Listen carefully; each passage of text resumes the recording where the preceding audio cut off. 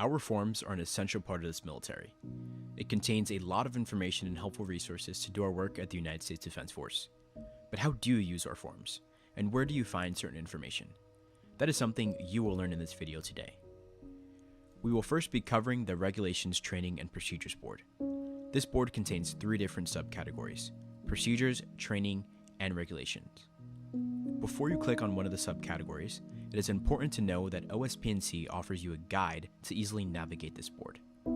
There's also a thread that covers common abbreviations in our military. Be sure to check it out when you get a chance. Now we will move on to the Procedures Board. This category contains useful guides and information that are used for certain scenarios. Among these are HQ operations, SOW, and the proper address procedure, or PAP for short. Now we will move on to the Training Board. This category contains crucial information on all the unique training USDF has to offer.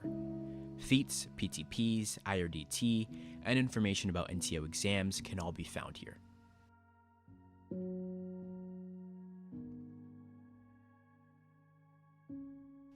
Now we move on to the Regulations Board, which contains the rules and structures in USDF. Here you can find all the various uniform options or what rules not to break.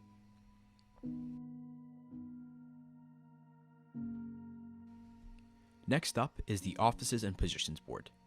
Here you will find applications for each office in USDF. Each office has their own set of requirements, so make sure to check each individually. Do note that the Titans and Joint Drill Team are sub-offices, and you must be in a regular office to apply.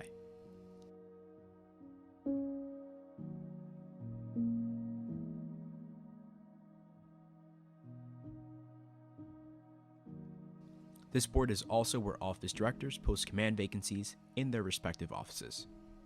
At the end of every month, each office opens up an office head non-commissioned officer position.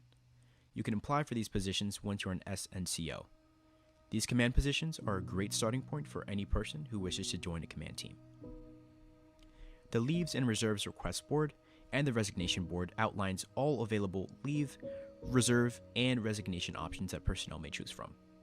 Leaves allow you to take a break for roughly 20 to 30 days or less from the United States Defense Force. The reserves options offer you 2 secondary leave alternatives: active reserve duty and inactive reserve duty, commonly known as R1 and R2. R1 allows you the ability to take on a relaxed work schedule, requiring you to attain only 10 SOW per week instead of the usual 20 SOW per week. Personnel in R1 cannot be a member of their respective branch councils or apply for any command position. R2 allows you to take 90 days of leave and only requires you to log in every 30 days, but means you will be removed from your office upon approval of your request. Please check out these boards to read more on how to file a leave or reserve request. Lastly, you can utilize the Resignation Board in case you would like to quit the United States Defense Force indefinitely. Under the U.S. Defense Force, you can see the Senior Enlisted Advisor to the Chairman of the Joint Chiefs of Staff Board. This is where you can see the detailed information for each branch and some manual guides to guide you through each rank.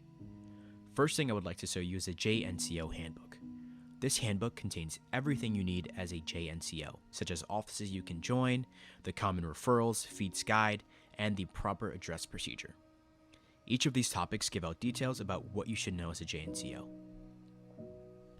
Another thing you can see under this board is the information about each branch. There you can see the council roster, the application, and other information about the branches. In the council roster thread, you can see the chain of command that you will need to know if you ever need to reach out to branch command.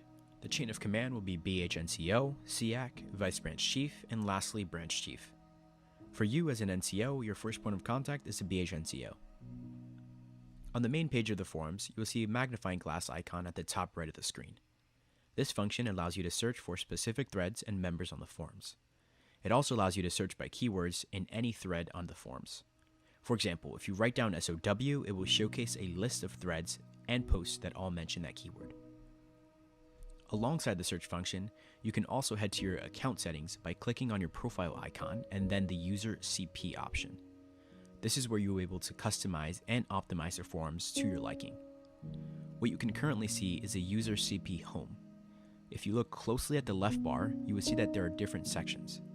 We will first cover the Messenger section. This will be your primary hub to locate all the messages you've sent, received, drafted, and deleted. You can even organize your messages by heading to the Edit Folders page and start creating them under the Add New Folders tab. If we go further down the list, you will see a section for alerts. This is basically a feature to keep you notified on messages you've received or when a thread you're subscribed to has been updated. If you go to your alert settings, you will be able to freely organize which alerts you want to receive. Going further down the list, you will see a section called Your Profile. This is a very important section as it will help you customize certain aspects such as your avatar and displayed information, as well as letting you edit your primary settings. Let us take a look at the Edit Options page. The Messaging and Notification tab helps you properly customize how you receive your message notifications. If you scroll all the way down, you will actually encounter a very helpful feature. Our messages are mostly built with the source code called BB code.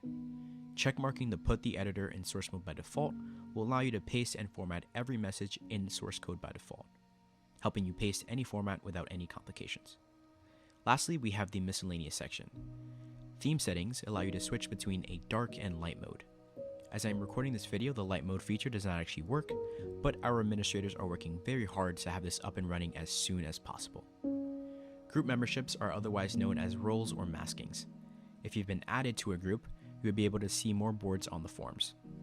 A prime example is an office board, where you will have resources at your disposal to help you with your office duties. Whenever you've saved the draft of a form thread or reply, you can easily access it again by checking on the Save Threads option. Subscribe threads are bookmarks, meaning that every thread you've saved in there will notify you whenever someone has replied or made adjustments to the post, for example. Form subscriptions works the same, but for boards instead of the threads. Finally, the View Profile option allows you to see your public profile. Getting used to the forums is no easy task, but please remember that there are always people willing to help, especially your BHNCO. For any questions you may have, message them directly, or you can always use this video as a guide again. I hope you've learned a lot during this tutorial and hope to see you next time.